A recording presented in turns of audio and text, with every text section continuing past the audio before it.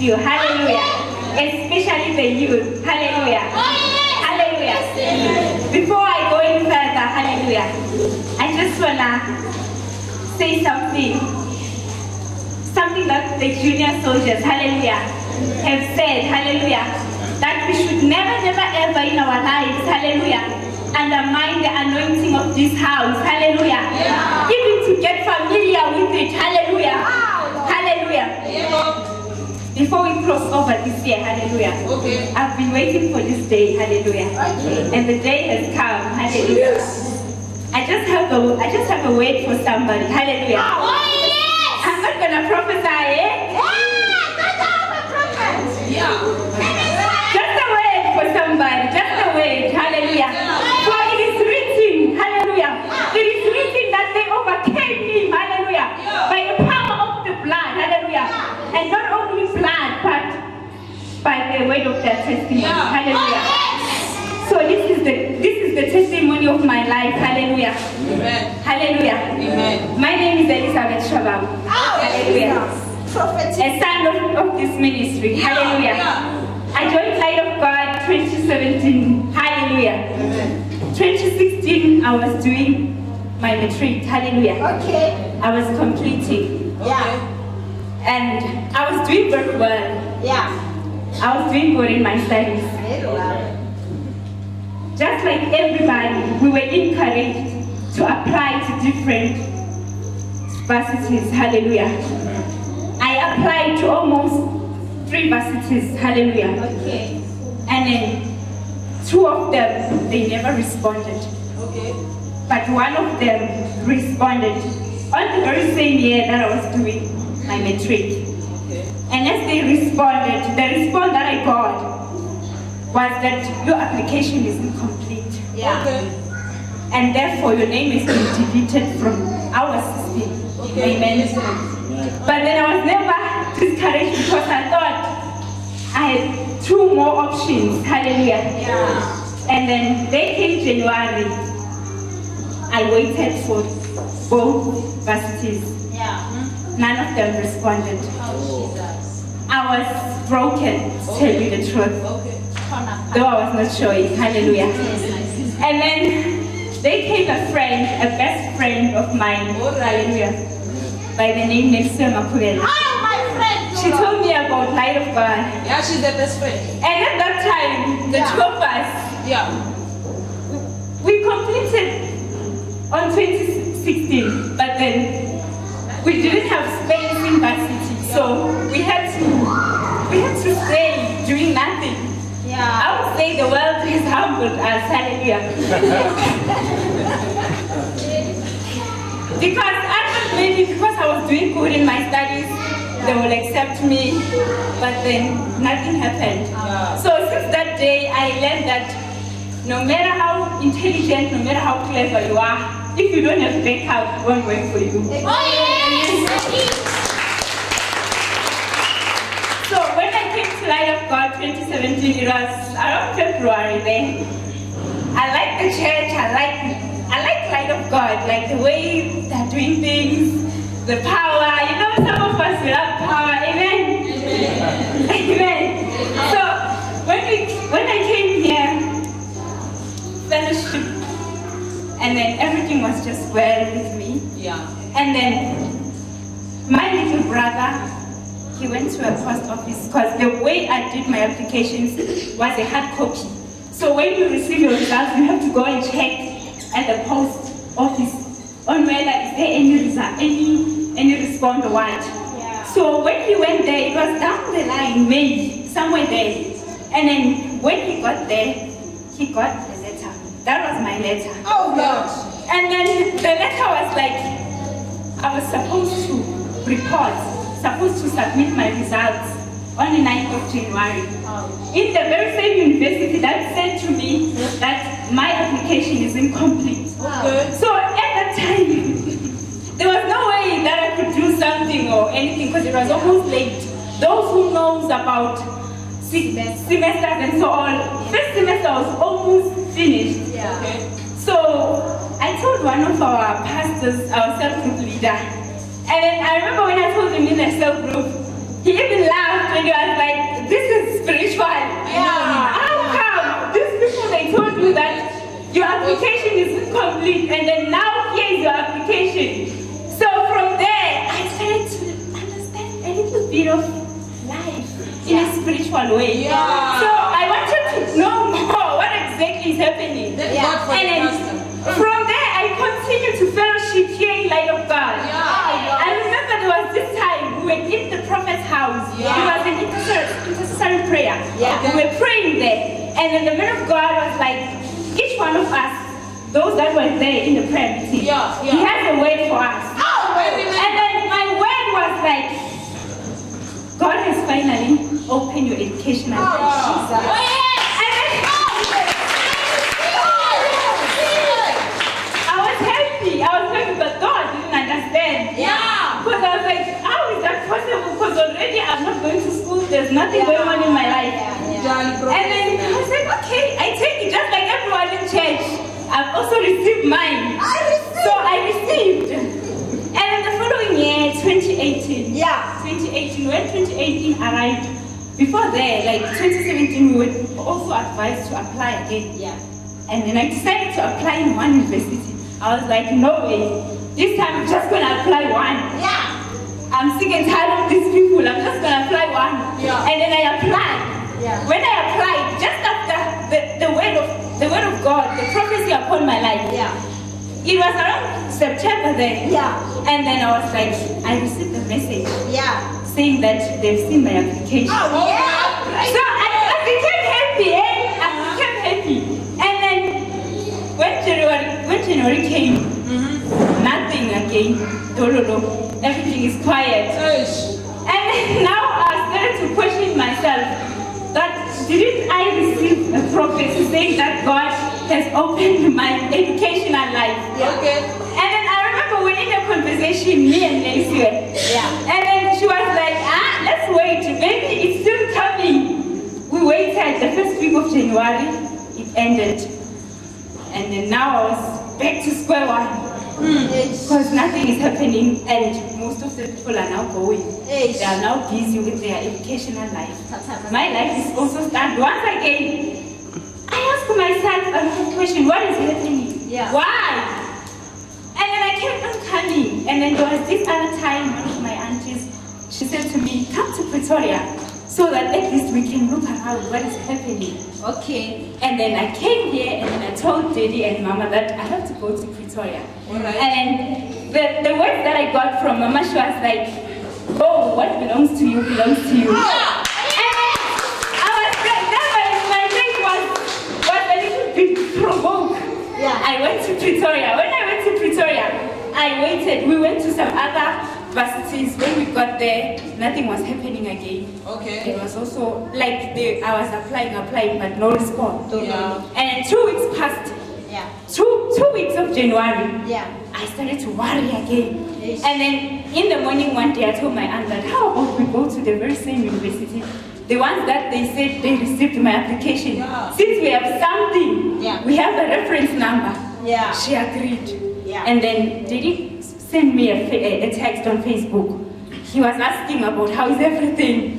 I was like, I'm still waiting. He was like, it is well, daughter. Oh, Lord. I questioned myself again. I was like, it is well, while I'm still waiting. Hey! But then it was okay. I kept quiet. We went to that varsity. When we went to that varsity, we found a certain white lady. And then we told her that we came here to check if maybe they have selected people already. She told us that the way they do things in that varsity, each and every year, they post the names of people outside, the people that have been accepted. So go and check your name. How is it? When I went there, I was following a degree physiotherapy. Yeah. The one for physiotherapy was not yet there. We went back to the same lady. We told her that for physiotherapy is not there. She was like, maybe it's still in our system. But then give me your ID number. Yeah. Let me check. And when she checked, she was like, did you even apply? And my aunt now was even like shocked. I was like, yes, I applied. She was like, it's as if your ID number is not even there. Oh, Lord. And that day was painful again. I just kept quiet. And then I was like, it's okay. I told my aunt that it's okay, let's go back. Yeah. She was so disappointed in me. I was even disappointed again. Yeah. We went back. And along the way, as we were going outside, she called me. She was like, can I have your results? I gave her my results. Yeah. And then she was like, maybe in 3 days' time, we might consider you. Oh. Just leave them here. And then 3 days, I left my details there. I left my ID. I left my results. Yeah. We went back home. The same day, I told Daddy that, hey, they said they're going to send me an SMS. Daddy was like, the SMS is coming. Yeah. I was so happy. I was like, the SMS is coming. There goes. 3 days come, no SMS. Hey, I started again. Getting worried. I was like, I'm finished this time. I don't know.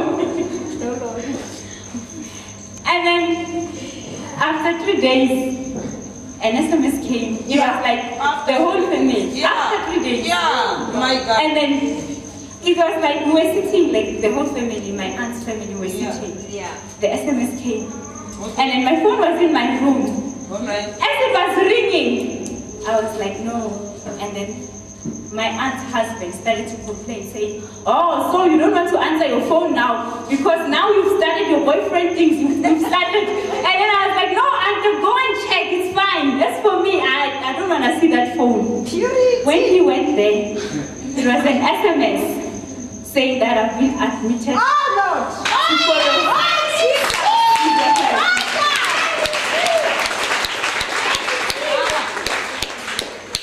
But it didn't end there now. Okay. The admission was now approved. But the problem now was registration fee. Yeah. Because it was very high. There was no way that I could get such an amount in one day. Yeah. Yes. And then now my family, they're like, so what do you think we should do? I was like, no. Let's go. Let's go and see. I don't know. Let's go and see. Yeah. The following day we went back. When we went back, I found the very same white lady. She was busy like registering people there. And then in front of me there was a certain guy. The moment the guy was busy there registering, they asked the guy that, did you pay your registration fee? The guy was like, no. They were like, okay, if you did not pay, go outside. It's either you pay with an online banking or you pay to our cashiers if you have cash.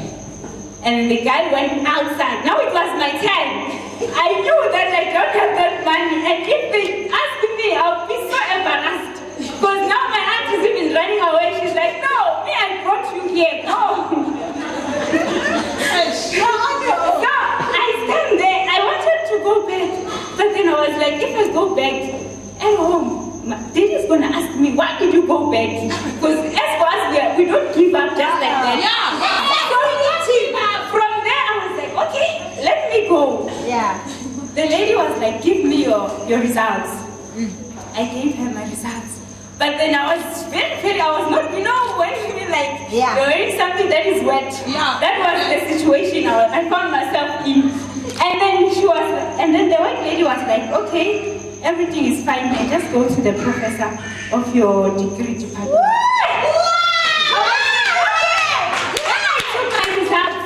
Registration paid. Even today, I don't know who paid my registration.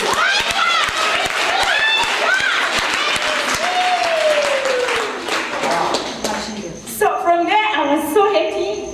I got the chance to own a student card. Oh, Lord. I received.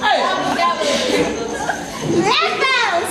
So now when we went back, I was so happy. But now the problem was residence. Okay. I didn't have a place to stay because I'm not from Pretoria. Yeah. So now my family were like, okay, at least we can see now the school is sorted. Where are you going to stay? Okay. Because there was no way that I would move each and every day from my aunt's place to school. Yeah. It was very expensive.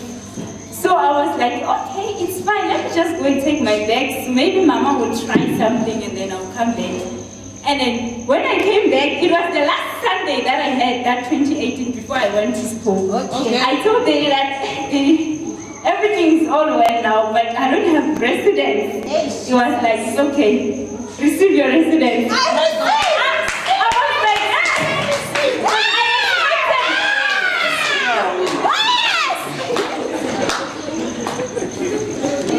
Such faith.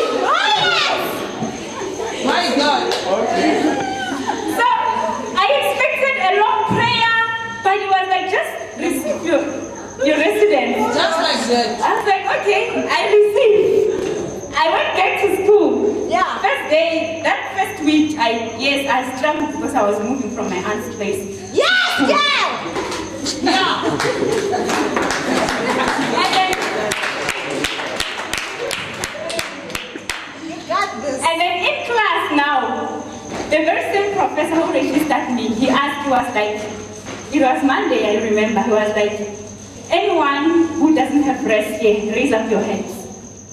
I raised my hands. We were 4, but it was only me, a girl, and then the other 3 was guys. Yeah. It was like, during lunch, come and see me. Okay. And then during lunch, I went because I was desperate for us. So when I went to his office, he was like, okay, so you don't have rest. He started to make phone calls. Within few minutes, he made a phone call to a certain professional physiotherapist. Yeah. And then that physiotherapist was like, no, if she's a lady, it's fine. I can accommodate her until she gets rest. Yeah. And then immediately when he puts a phone call down, another rest from the school called saying that they want a lady who doesn't have rest. Woo! Just like that. That's my rest. Since that day, things have been happening. Even my studies are going well. Everything is just well. I'm happy. And I just want to say thank you, Mama and Daddy. Yeah. I really honor your anointing. Yeah. Without, it's like, your anointing is like a destiny upon my life. My living testimony. The way I would like to explain it, it's like, people of this world usually say that life is all about making decisions. Yeah. But then, according to my life, I'd like to say that as life is all about making decisions, my spiritual parents, they stand before me, and then there is a board that is written destiny. Yeah. And so as I'm running, just like everyone is given a run to race, my spiritual parents are pointing. I don't have to look left, right, or center. They are pointing towards my destiny. Focus. That's how the anointing is working upon my life. Thank you.